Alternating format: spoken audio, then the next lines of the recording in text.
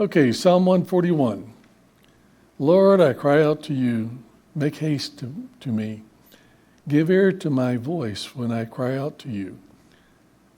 Let my prayer be set before you as incense, the lifting up of my hands as the evening sacrifice. Set a guard, O Lord, over my mouth. Keep watch over the door of my lips. Do not incline my heart to any evil thing, to practice wicked works with men who work iniquity, and do not let me eat of their delicacies. Let the righteous strike me, it shall be a kindness, and let him rebuke me, it shall be as excellent as oil. Let my head not refuse it. For still my prayer is against the deeds of the wicked. Their judges are overthrown by the sides of the cliff. They hear my words, for they are sweet. Our bones are scattered at the mouth of the grave, and when one plows and breaks up the earth. But my eyes are upon you, O Lord. In you I take refuge. Do not leave my soul destitute. Keep me from the snares they have laid for me, and from the traps of the workers of iniquity. Let the wicked fall into their nets, while I escape safely. So we have this psalm that is really, we say that there's 10 psalms and that started in Psalm 37, and that are Psalms of David.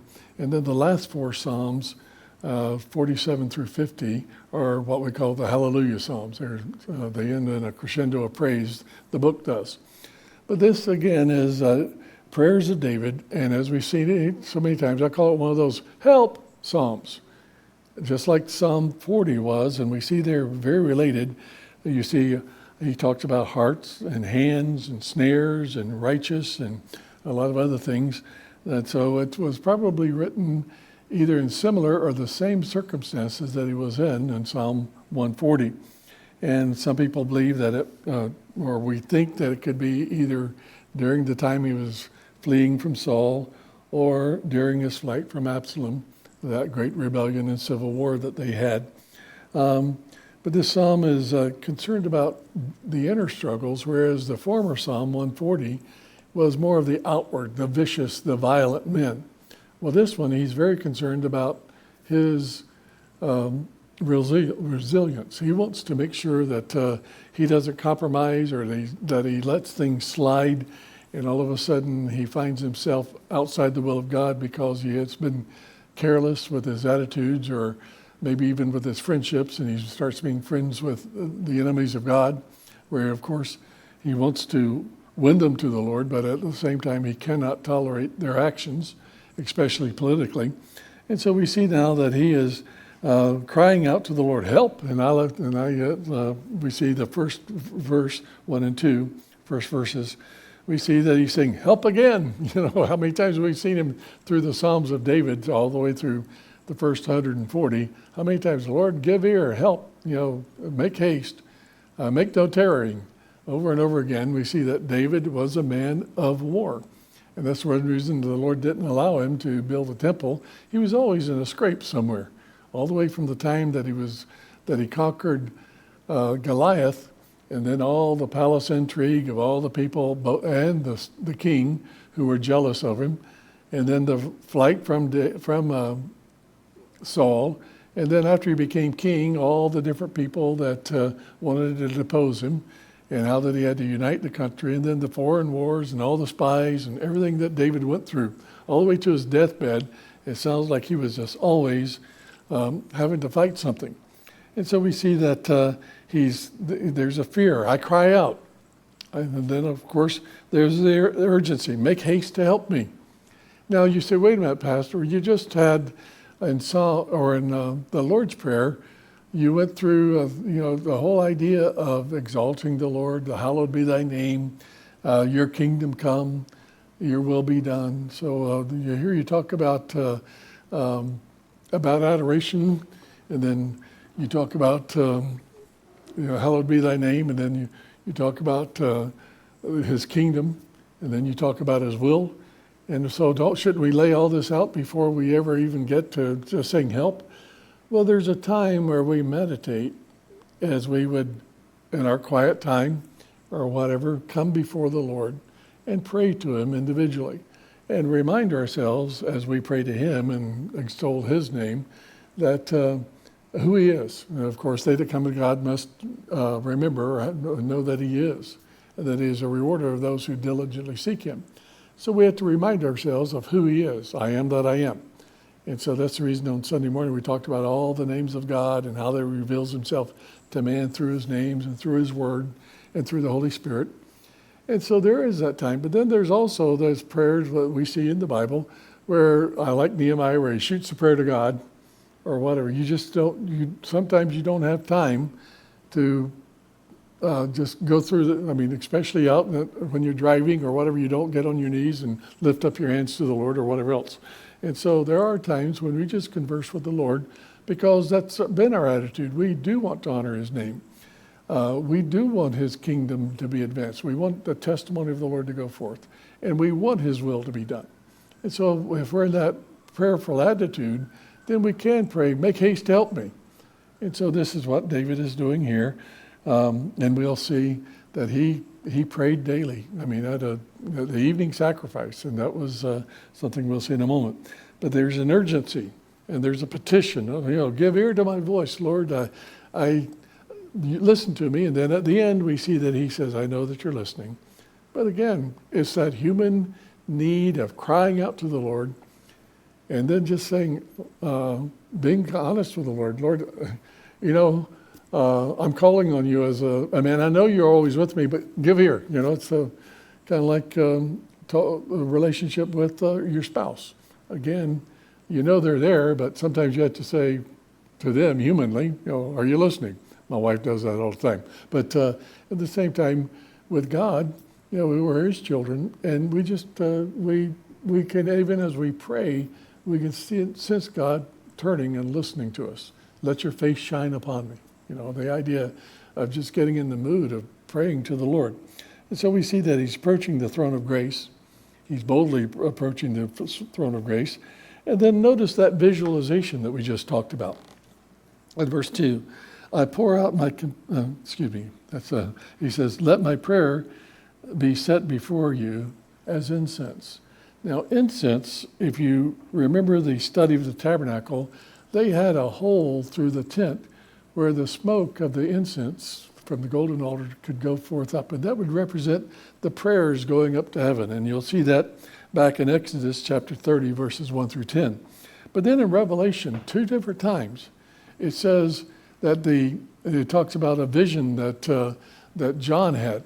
And he had 2 different visions, and both times he saw the smoke of incense going up, and it was identified, which are the prayers of the saints. I wonder how thick our smoke is. There again, is it literal smoke, or is this now spiritual smoke, or what? You understand what I'm saying? It represented what God had. For instance, God has jars in heaven containing our prayers. Well, I don't know if he has. The Lord is high tech.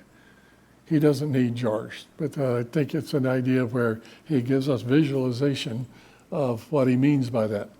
And so God isn't high tech, he's ultra tech. So, wasn't that amazing this past week about what the Israelis did with those pagers? That was high tech to get 3,000 of them to go off at one time and explode. That is pretty high tech. But the Lord is much higher tech than that. And so we know that we can cry to him and give ear to my voice and the smoke of incense. So Lord, I could imagine, our Father, which art in heaven. You can just think of your prayers going up as you're praying to the Lord, and that he's listening. And so what a great visualization that is. And so then he talks about the evening sacrifice. And we see that Daniel and Ezra both prayed whenever they were away from the tabernacle, or whenever the temple had not been rebuilt, in Ezra's case. Then we see that they prayed at the evening sacrifice. Was that when Daniel got into problems because he would turn toward Jerusalem every day? He wasn't there. And there again, we saw back in the Songs of Ascent, where the presence of the Lord, yes, we think about going to the tabernacle, but even as they were going to the presence of the tabernacle, the presence of the Lord, they realized that God was with them there too. But that God just had directed them to go to the tabernacle. Well, David, if he's running from Saul, is not around the tabernacle. And if he's running from Absalom, then he's not around the temple. Or excuse me, the tabernacle. He never built the temple. And so we see that he just had a habit of praying, and that he prayed different times of the day, and that he would lift up his voice to the Lord. And of course, the lamb was sacrificed at the tabernacle, and you can just imagine him visualizing what it must have been like. Okay, I'm not there, but I've seen many a time where that lamb was sacrificed and where the smoke went up. And so he remembered that, and it was something very special to him. So first of all, then we see him approaching the throne of grace, and there are times when we pray to God much more urgently than other times, deadlines, whatever. And so, but God knows. And what did God say? He already knew what we needed before we ever pray in the first place, back in Matthew chapter 6. And so we see, first of all, the approach. Then we notice the appraisal of the present needs. Now he's contemplating and he's thinking about his own life. And of course, he's talking about being around enemies. So that must have been the political intrigue. Or he's around, of course, in the palace intrigue with Saul. Or he doesn't know who to trust if he's running from Absalom, because he's got all kinds of spies and everybody else all around him. And he's got a lot of wicked men. He had to deal with people like Joab. Joab was a very loyal man, but he was, I would not want to be an officer in Joab's army. Just to be, the guy, or I definitely wouldn't want to be against him, because he was a fierce warrior, and he really accomplished a lot for Israel under David's reign. But David told Solomon, don't trust him. And so we see that even Solomon executed him. But there again, he didn't know from time to time who his generals were, and who even his own son had rejected him or had rebelled against him. So he's saying, Lord, don't let me get around these people, and to try to be the good guy, that I start talking like they do, and I try to identify with them. They already know that I'm, not one of theirs. But how many times do we as Christians try to get in and just kind of blend in with the crowd and just kind of let things float away, and and that's pretty soon people don't even know that we're different, and we have gone. I think about that illustration of Lord Nelson, Horatio Nelson, at the Battle of the Nile. And here he was, the French had bottled up they had put their fleet across the mouth of the Nile, and they had turned all their guns, so they had double broadside. They put all their guns on one side. And so Horatio Nelson kind of looks there, and he keeps watching, and he notices something. And he just realizes that the anchors are kind of coming out. The boats are coming out a little bit farther. And so he waited a few days, and unbeknownst to the captain of the fleet there, the French, they didn't realize, but they were several yards from where they had originally anchored. And so what Nelson did, he came across like he was going to come right across, and then he, at the very last moment, went behind them. And he had enough room, and he just blew them apart. It was one of the most lopsided victories in all of naval warfare. The French got totally annihilated. It stranded Napoleon in Egypt, and Napoleon could get his army back to France. And so it was a horrible time, but it was just that drift. Just let it. And sometimes we have an anchor. We really let it, and we give place to the devil. And it's not long before we don't realize it, but he's behind our back. He's all around us. And so David is saying, don't let me blend in with the crowd. I've got to remember that I'm different. I'm not one of them. And I can't talk like them. I can't act like them. Now, I'm not going to be an oddball. I'm going to love them as much as I can. But every day, they're going to know that I'm different. And at times that is a strain. I know I've been in the Navy and I've worked in the workforce, and many of you have too. And you know how difficult that is day to day, especially when you live, eat, and sleep with the guys and all that, as far as in the same barracks and all that kind of stuff. There's a constant temptation just to say, it really doesn't matter about this or about my own personal habits. I don't have to really, have my devotions at night and see guys seeing me on my bed with my Bible. I don't have to, put up with a lot of other things. So you can imagine some things that you have to go through. And so he's saying, Lord, my prayer goes up to you as incense, but, set a guard on my mouth. Make sure that my speech is different. Don't let me get into the little Christian curse words. Don't let me get into the language of the people and say everything but the curse word. Or come out with a little bit different curse words that are Christian. Let me be my yea be yea and my nay nay. So set a guard on my mouth. And I like what Psalm 39:1 says. And David is praying there. He says, I said, I will guard my ways, lest I sin with my tongue. I will restrain my mouth with a muzzle, while the wicked are before me. So when I'm around unsaved people, it's different.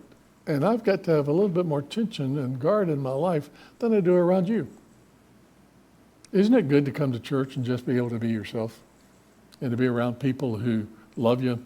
And even if you do stumble and say something crazy, they know they do it too. It's one of those things where you don't try to put on fronts. You just who you are. And so we see that that David is saying, Lord, put a guard. Let me know, just I am different than these other people, and I've got to remain, loving, but I am a child of God. And sometimes that puts a target on my back. But then, of course, he says, and do not let me eat of their delicacies. And that's an interesting way of saying, don't let me start taking, their freebies. The things that they try to give to me or to kind of bribe me to be like them, or whatever. And that, again, that happens. Where, oh, come on, Lashley, let's go. And then when you go with them, then all of a sudden they're going to a bar, and all of a sudden you go, whoa. So you start realizing some of the people you can trust and some of the people that respect you and your convictions, and others who don't. Like I told you about being in a foreign port, and I had to decide whether to stay outside, but being 6'4" in a country where I never saw anybody taller than me, or even as tall as I was head and shoulders taller than anybody, and here I am, and so obviously I was from the Navy. The ship was out there, and either I step inside the bar with the guys, or I stay out there and get knifed or whatever, So I learned how not to go. And there were certain times I knew where they were going, and I would not. There were a couple of. I didn't go to San Juan because I knew where those guys were going. But they're good. No, come on, let's go and we'll have a good time. Yeah, but there's certain limits that I can do. And I know you want to be my friends, but there's just certain things, guys, I can't do. And when I say that, they already know. But you understand what I'm saying. They're just those little things in life that people want you to compromise on, and then they got you because they get you over a barrel, and you can't. All of a sudden, you got to go their way. And so, Lord, don't let me, be part of their. And when I did go in the bar, they all knew I wasn't going to drink, and so they go in, they're drinking, and they say, Lashley wants milk, and so it's one of those things. They almost kicked me out of the bar because I wouldn't buy anything. But just one of those things where you get laughed at, but you learn your limits with people. And that's one that I'll put way back there so I don't, because there's several things recently that have happened that I don't want to get into, but for identification purposes, but you understand what I'm saying. And so, again, we see, and of course as a pastor, that's even more so, because people do expect certain things, and they do want to see how far you'll go, and how far you'll kind of accept what they do. And so he says, don't let me partake of their delicacies. And I like what Proverbs says, for they eat the bread of wickedness and drink the wine of violence. So you don't want to eat with them when you know where they're going or what they're doing. And so we, first of all, then we see that he is setting a guard. He says, don't let me compromise with evil. And then there's the humility, and I like this in verse 5. He says, let the righteous strike me. Now, I don't think the righteous are not going to be striking people, but he's talking about hurt me as far as, whenever somebody rebukes you, it hurts, doesn't it? And so let the righteous strike me, it shall be a kindness. And let him rebuke me, it shall be as excellent oil. Let my head not refuse it. And think about that's humility. Lord, let me know and help me to understand when it's godly counsel. And sometimes even from an ungodly person. What I mean by that is some people, they like you in spite of the fact they don't like your religion. And so let me learn how to tolerate that. I think of, again, people that I've worked for that really gave me great advice, but they'd never go to church with me. But they took an interest in me, and I would listen, and they really helped me in business and work habits and all the rest. And so, Lord, help me to understand what godly counsel is, and then help me to make sure that I reject what isn't godly. But if they do rebuke me, then I look at it and say, okay, is this because of my disposition? Is this something that I can change?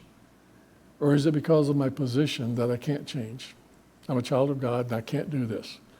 And so whenever even the unrighteous rebuke me, I mentioned one of the things that cut me down more than anything as a young pastor was I was getting a little bigger. I think I was starting to gain some weight, and my ties started being a little bit shorter.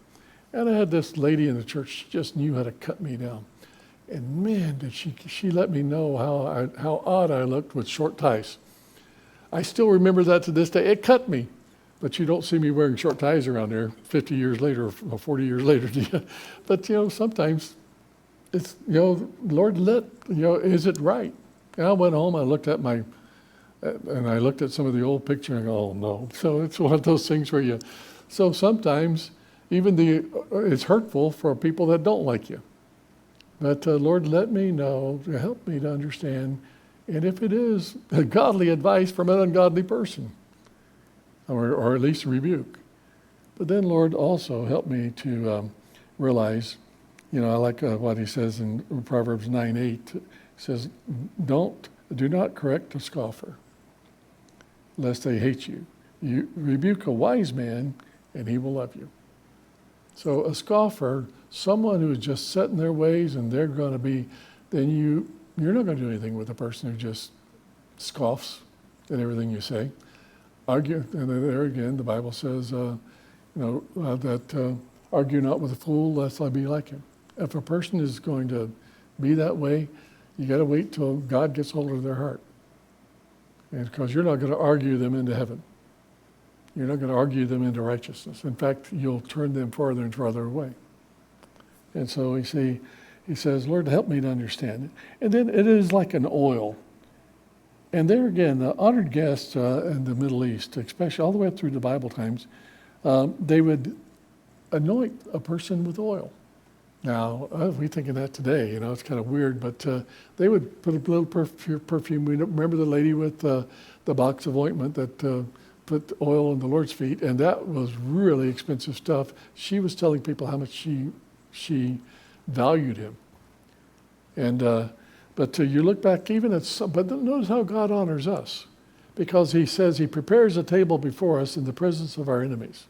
So that means he's setting a meal, just like this idea of the custom. Whenever someone thought of you as an honored guest, they would have their servant or someone that would give you a little dab of oil or whatever on your head, sweeten you up a little bit, wash your feet, whatever.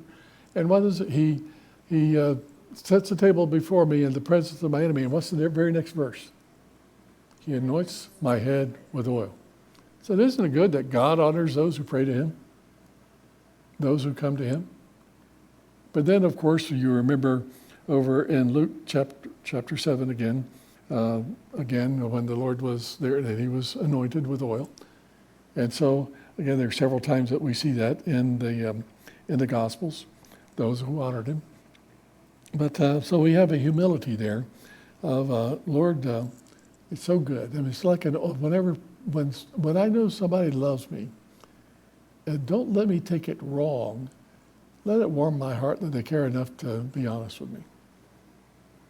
You know, if I got chocolate on my chin, and Evelyn is about ready to turn on the light so that it's broadcast all over the world on the internet, I would really appreciate if you say, Pastor, you got a little smudge on the cheek. And I'd be saying, there again that's a gentle rebuke. But I would not want you to say, Pastor, I thought about it, but I didn't want to offend you. Well, offend me, I need it. But there again is whenever you can help people, and you know that you love, but there again, when people know you love them, they'll put up with your advice even if they don't agree with it. And so there again, Lord, I want to be humble enough to accept people's criticism, especially the godly. And then, of course, he says, I got to have a confidence, and I will let you deal with my enemies. And this is one of especially this is verses 5 through 7. Verse 7 is a real dilly. It's really hard to deal with. But we look then, and we see that there's a confidence. I will let God judge my enemies. Notice he begins in the last part of chapter 5. For still my prayer is against the deeds of the wicked. So yes, I want to praise the Lord for those who will rebuke me and they're godly people or give me godly counsel. But then, Lord, my prayer is still against those who are against you. And so their judges are overthrown by the sides of the cliff. So Lord, it's almost like you're going to judge them. I might not like the way that, or the timing that of your judging, but God says that he will hold the judges much more to account than that's one of the highest accountability positions in the world, is to be a judge. And when we say that, the more power you have, the more accountable you are to God. Remember the unjust judge that God says, God will take care of him too. But of course, to have your feet or to have your body thrown off a cliff is pretty rough. And we see back in 2 Chronicles chapter 25, there were a lot of soldiers that were almost like mercenaries that were going to help out the northern kingdom, and then he sent them back home. Well, they were mad, and they just threw a lot of people off the cliff as they were going back home. I could think of maybe worse ways to die, but that's a pretty bad one. That's up there in the top 10. What do you think about when you're coming? No, you understand what I'm saying. But then again, you think about what did they try to do with the Lord? They tried to throw him off a cliff when he went back home to Nazareth. And that's, and of course, the idea of Satan saying, lest you dash your foot against the stone. Well, if you throw yourself off a temple or off a cliff, you're going to dash more than your foot or your ankle. And it's going to be your head. And so he says, God's got to deal with those people. So I got confidence that God will take care of them. And that then also, and then the rest of that verse is what, I've looked at so many people. I guess Wiersbe is the best, probably the best who tells us, because it's hard to understand what he's saying here. He says, they who hear my words, for they are sweet. Now, wait a minute, he just talked about, throwing them off the cliff, but then he says, and they, who are they? Is it the rest of the people that listen to him after the judges have been judged?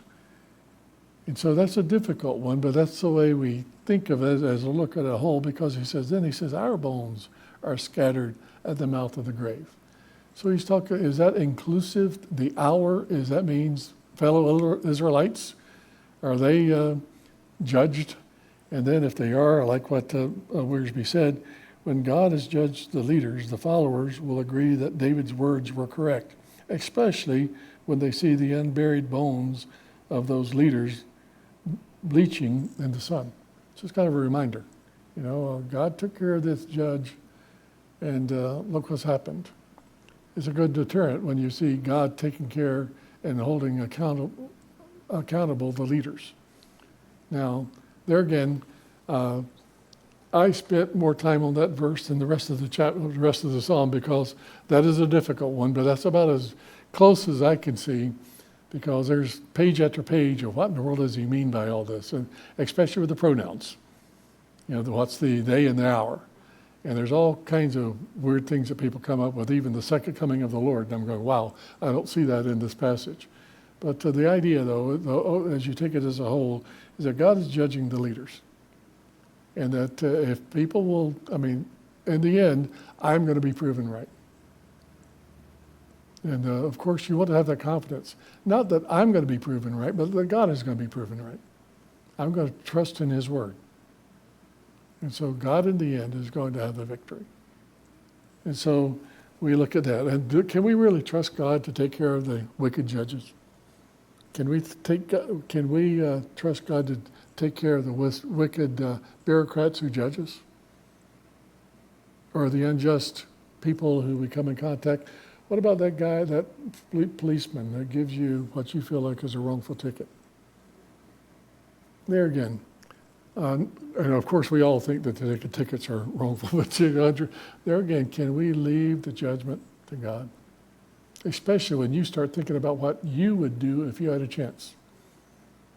That is what we do not want, because God says, vengeance is mine, I will repay, saith the Lord. Oh, if I just could have remembered to say this to this person.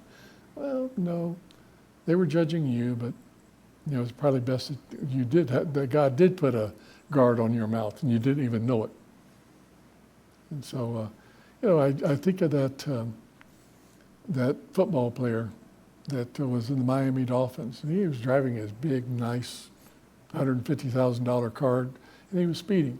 And all he had to do was pull over and listen to the policeman. But he caused a national crime scene just the way he sassed the policeman. And he got locked up going on the way to an NFL football game. If he had just shut up and taken the ticket, because you're not going to, and I tell my boys, and tell all four of my kids, my daughter too, you don't argue with the man who has a gun and a badge. Because even if you beat the gun, you still got the whole state behind him, and you're not going to win. Especially with that camera that he's got in the back, they're going to identify you. So you don't fight with all that. And of course, why do we see so much of this? Because young boys have not been taught that, humility. Now, again, humility sometimes is that you take the wrong and keep your mouth shut and let God take care of the rest. Now, that doesn't mean you lay down, and there are avenues. I think one time I got an unjust ticket in Roseville, Michigan, and the guy was sitting there because he knew that was a complicated, they call them Michigan left turns, and there's a way to do it. But I didn't realize that I was in a strange city, and so I turned without going down and making a U-turn and coming, they call it Michigan left. Well, I just went ahead and turned. But that was a very complicated, and when I went, and I said, of course, I wasn't going to argue with the guy. But I go to court, and all of a sudden, I was going to let the judge know, but I went there, and there must have been 50 people in front of me, and they had a whole situation where they were just running people through there, and you realize this judge or this city is making a lot of money off of speed traps and this left turn. But what can you do? I could stand up there and be contempt of court. Have contempt of court and be thrown in jail and argue with the judge. But there's just certain things you have to take. It was unjust. But what do you do? Well, it's interesting how that God provided the fine. I didn't know. That was back with Michigan in 2008 or something like that, whenever there was nothing around, no money. Everybody was broke. People were moving. A third of the town had moved out. Churches were closing, and I had 4 kids to feed. And here I was trying to work 2 different jobs, plus being in the ministry, and but I was frustrated. But can God take care of things like that? Now my wife says, well, you need to practice. No, she doesn't say this, but I'm sure she's sitting there saying, I saw you go through that, and it wasn't that easy either. So it wasn't, man. I was wanting, you're loaded for bear. But in the end, can you just sit down and say, Lord, I was treated wrongfully. And a lot of other people were too. But I can't sit there and say, I wish I had said this to the judge, or I wish I had enough money to fight all that, and sit outside with a lawyer and say, listen, we'll go in with you. You have all these ideas what you can do to beat the system. But in the end, sometimes you just have to leave it to the Lord. There was a place called Wilmer, Alabama. But fortunately, I learned not to go through there even a mile over speed limit, because that was a speed trap. And everybody was getting caught. And even someone outside the city limits had put up a sign saying, beware of the speed trap. I mean, it was just that bad. But we'd already moved to Michigan. This was several years later. And all of a sudden on 60 Minutes, Wilmer, Alabama, they had a whole segment about that speed trap. It's interesting. And the whole city had to close down because that was where they were making most of their money, was off the speed trap. And so there are people out there, this is a free country and everybody should be the American way. Well, there's a lot of crooks in America, But can we learn sometimes just to trust the Lord? And like I said, I think a ticket cost me there in Roseville, I think it was $105. Well, that week, I got a certain, let's say, I don't want to go into it all, but it was an idea. But I unexpectedly had $120 come in. So the Lord said, I'll take care of it. He paid my bill. And then he gave me enough to even put a tithe in. So there again, God can take care of it. But can I trust him? When I get so upset about what's going on in life, and I'm one of those second-born kids that really want to take on the world sometimes, the combative kid. And, I'm very competitive. If I see two ants wrestling on the sidewalk, I'll get down on my hands and knees and root for one of them. It's just one of those people. And yet, can I trust God when things go wrong? And so this is what David is saying. I'm going to let you take care of that judge. I'm going to let you take care of Wilmer, Alabama. I'm going to let you take care of Roseville, Michigan. Now, I'll do whatever I can as a good citizen, but there again, in the end, it's you.